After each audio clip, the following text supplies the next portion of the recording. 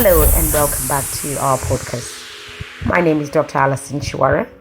I am the CEO and founder of Human Focus Limited, a company that is dedicated to creating healthier and happier workforces and workplaces, of course, and need I say, incredible workplaces as well as communities.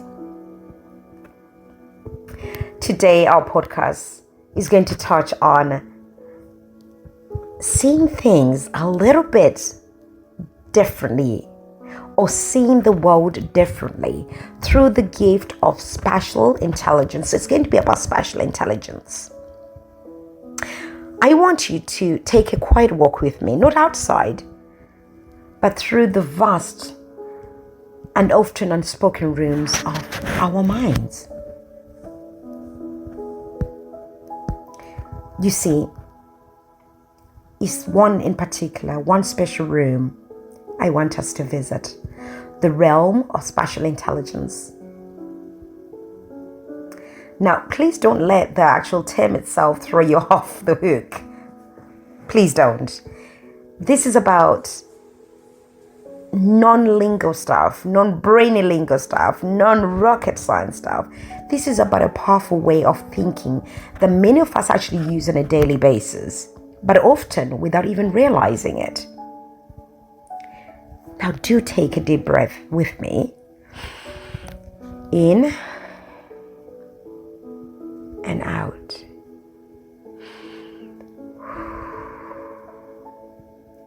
And let's begin, shall we? Well, I hear you asking, what is spatial intelligence? Well, if you allow me, imagine you are packing your suitcase for your holidays into the sun. I'm definitely looking forward to my holidays this year. Or perhaps you are rearranging your living room, as many of us will probably be more familiar with, or maybe just looking at a map. You're planning your journey, picturing how you get from A to B to C, D, and so on and so forth. Now that is indeed spatial intelligence at work. Is the mind's eye, is the ability to see your inner vision, to turn things around mentally. So to visualize movement, imagine that, how you visualize patterns or how you position things and spaces well before you actually do it. Have you ever watched, say, a chef chop with precision? Cut. Well, I've marveled even at architect's blueprint or a dancer's choreography. I think we may all resonate with that, right? Well, that's spatial intelligence. Not just present, but really shining through. And here's the thing, it's not just for the artists, the athletes, the architects, the interior decorators. It's for you too, me as well, all of us. I always think that spatial intelligence is like our everyday superpower in disguise. You see, we often applaud linguistic intelligence, how well someone comes across, how well someone speaks, or logical intelligence, how well someone calculates and figures things out. But spatial intelligence, well, it doesn't make much noise. We never hear much noise about it. Yet, it's the quiet superpower behind so much of what holds our world together. Being able to position things, plan things, without seeing them first.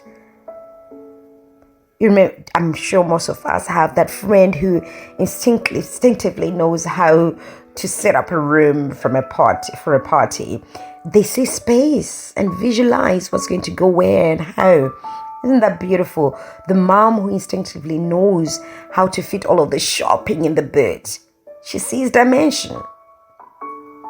She's shopping and thinking this is going to fit in the car, maybe not. She's already thinking ahead of you. The child or adult, Alice, who builds towering Lego castles without actually instructions, they see possibility. So it's visualizing things.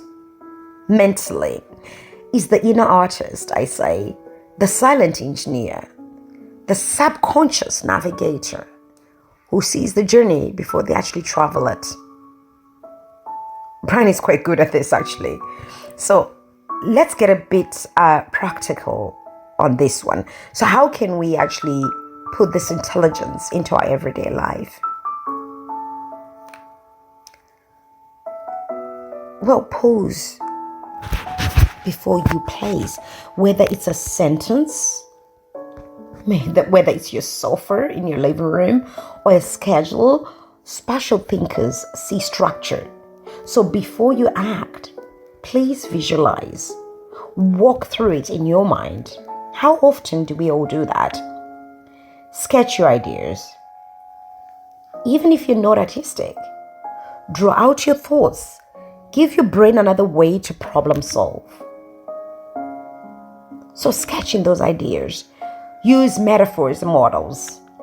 Think of ideas as containers, maybe, decisions as roads. Spatial thinkers love frameworks. So models, let's think about that.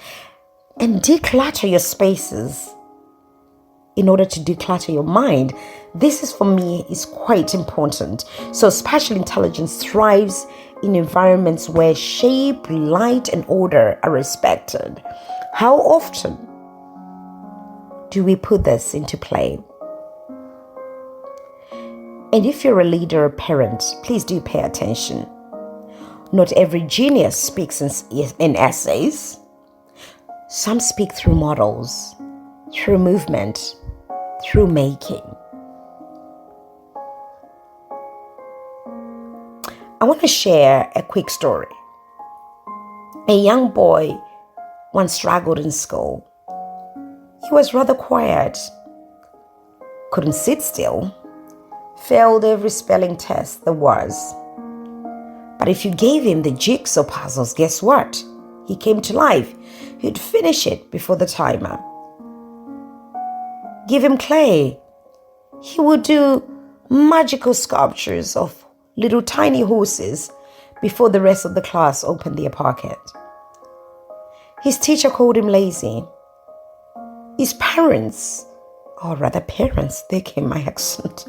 His parents worried he wasn't academic.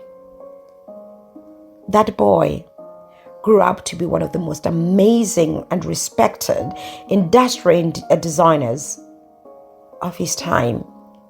Because while others read words, he read the spaces between things.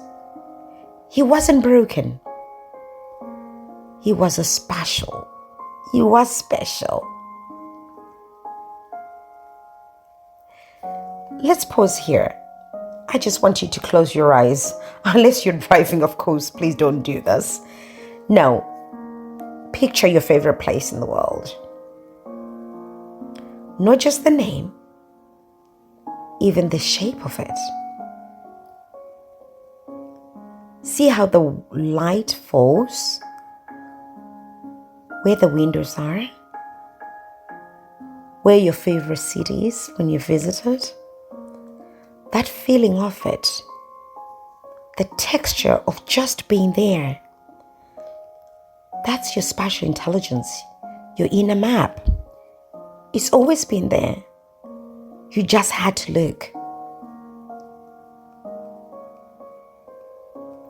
The legendary Buckmaster Fuller once said,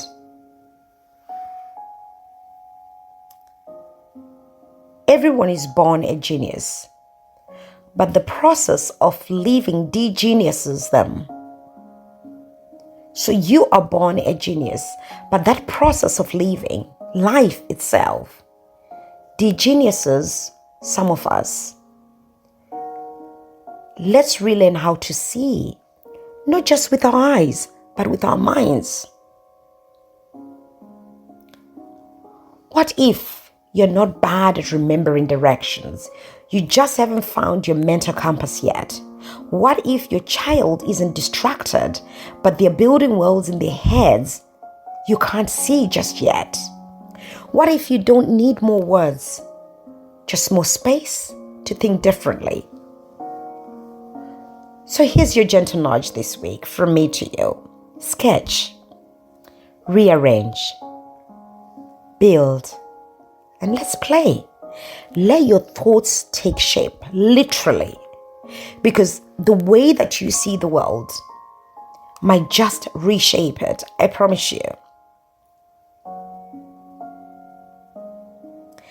Well, thank you for walking with me through this beautiful geometry of thought. This has been the thought processing that I felt that I wanted to bring to the table. Something different, where we just don't think outside the box, but we actually redesign the whole room in our minds. This, my dear friends, is actually the birthing of entrepreneurship, visionaries, founders, startups. We see it in our brains first. We arrange it in our minds first. Then we bring it to the world in a certain format. Everyone is born a genius, is what Buckminster Fuller once said. Let's just relearn how to see, not with our eyes, but with our minds. Imagine what a beautiful, diverse, colorful, picturesque world we would have if we all thought through the lenses of our minds, and truly so. Well,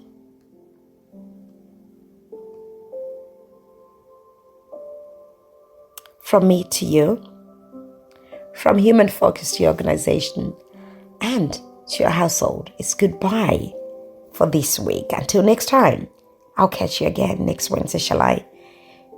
Take care. And please like, subscribe, and share. And if you're looking for someone to inspire your meetings, inspire your journeys within your workplaces or communities, please get in touch. Yours faithfully, Dr. Alison Chiwara.